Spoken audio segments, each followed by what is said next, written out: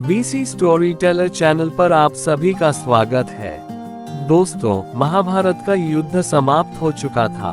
पांडवों ने हस्तिनापुर पर वर्षों तक धर्मपूर्वक शासन किया, लेकिन समय के साथ उन्हें यह एहसास होने लगा कि अब पृथ्वी पर उनका कार्य पूरा हो चुका है। अगर ये चैनल आपको अच्छा लगे तो प्लीज लाइक और सब्सक्राइब करें। श्री कृष्ण के देह त्याग और यादव वंश के विनाश के बाद पांडवों का मन संसार से विरक्त हो गया। तब धर्मराज युधिष्ठिर ने राजपाट त्याग कर हिमालय की अंतिम यात्रा पर जाने का निर्णय लिया। इस यात्रा को महाप्रस्थान कहा गया। पांचों पांडव और माता द्रौपदी सफेद वस्त्र धारण करके हिमालय की ओर चल पड़े। उनके साथ केवल एक कुत्ता भी था, जो लगातार उनके पीछे चल रहा था। ये यात्रा केवल शरीर की नहीं, बल्कि आत्मा की परीक्षा थी। रास्ता कठिन था, बर्फ से ढका हुआ था और हर कदम पर मृत्यु सामने दिखाई देती थी। सबसे पहले द्रौपदी गिर पड़ी। भीम ने आश्चर्य से युधिष्ठिर से पूछा कि द्रौपदी ने कौन सा पाप किया था। वीडियो अच्छी लगे तो प्लीज लाइक और सब्सक्राइब करें।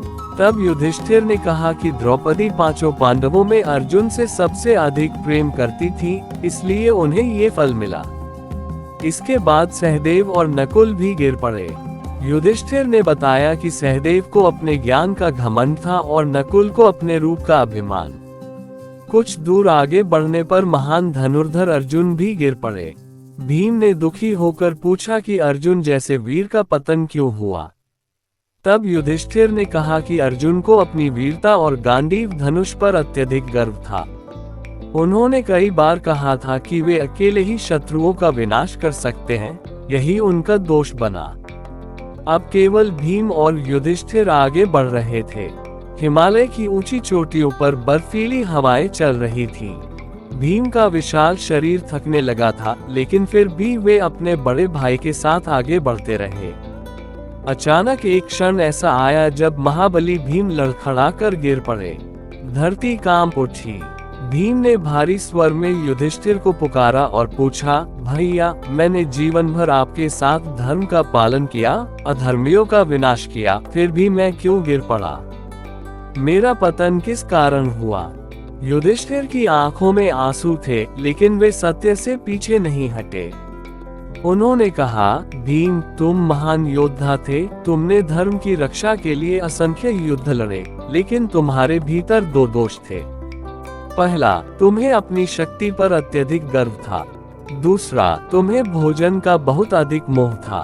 तुम स्वयं को संसार का सबसे बलवान मानते थे और कई बार दूसरों को अपने बल के कारण छोटा समझते थे। यही तुम्हारे पतन का कारण बना। ये सुनकर भीम शांत हो गए। उन्हें अपने जीवन की बातें याद आने लगी। बचपन से ही उनका बल असाधारण था। उन्होंने राक्षसों का वध किया, दुर्योधन और दुशासन जैसे महायोद्धाओं को पराजित किया, लेकिन कहीं न कहीं उनके मन में अपने बल का अभिमान भी आ गया था। धीरे धीरे महाबली भीम ने हिमालय की बर्फीली धरती पर अंतिम सांस ली। वीडियो अच्छी लगे तो प्लीज लाइक और कमेंट करें। वह योद्धा जिसने अकेले हजारों शत्रुओं को परास्त किया था, आज अपने ही दोषों के कारण धरती पर गिर चुका था। युधिष्ठिर बिना पीछे देखे आगे बढ़ गए, क्योंकि महाप्रस्थान का नियम था कि जो गिर जाए उसके लिए रुकना नहीं है। दोस्तों, भीम की मृत्यु महाभारत का केवल एक दुखद प्रसंग नहीं है, बल्कि ये हमें एक गहरा संदेश भी देती है।